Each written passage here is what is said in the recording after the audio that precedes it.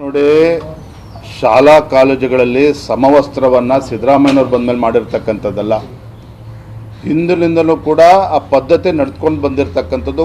ಉದ್ದೇಶ ಏನು ಅಂತ ಹೇಳಿದ್ರೆ, ಶಾಲಾ ಕಾಲೇಜಿಗೆ ಮಕ್ಕಳು ಬರ್ತಕ್ಕಂಥದ್ದು ಉತ್ತಮ ಶಿಕ್ಷಣವನ್ನು ಪಡೆದುಕೊಂಡು ಮುಂದೆ ಸಮಾಜದಲ್ಲಿ ಮುಂಚೂಣಿಗೆ ಬಂದು ಸಮಾಜದ ಒಬ್ಬ ಸತ್ಪ್ರಜೆಯಾಗಿ ಮುಂದೆ ಬೆಳಿಬೇಕು ಅನ್ನುವ ಸದುದ್ದೇಶ ಇರ್ತಕ್ಕಂಥದ್ದು.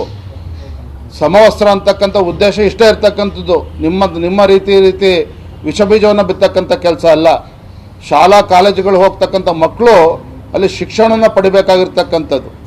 ನಾವು ಮಕ್ಕಳು ಏನು ತಿನ್ನಬೇಕು, ಏನು ಉಡಬೇಕು ಅಂತಕ್ಕಂಥದ್ದು ನೀವು ತೀರ್ಮಾನ ಮಾಡ್ತಕ್ಕಂಥದ್ದಲ್ಲ. ರಾಜ್ಯದ ಉಚ್ಚ ನ್ಯಾಯಾಲಯದ ತೀರ್ಪುಗಳು ನಮ್ಮ ಕಣ್ಮುಂದೆ ಇದೆ.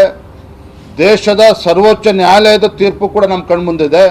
ಇಷ್ಟಾದರೂ ಸಹ ರಾಜ್ಯ ಸರ್ಕಾರದ ನಡವಳಿಕೆ ನಿಜವಾಗ್ಲೂ ಕೂಡ ನಾಚಿಕೆಗೇಡಿನ ಸಂಗತಿ.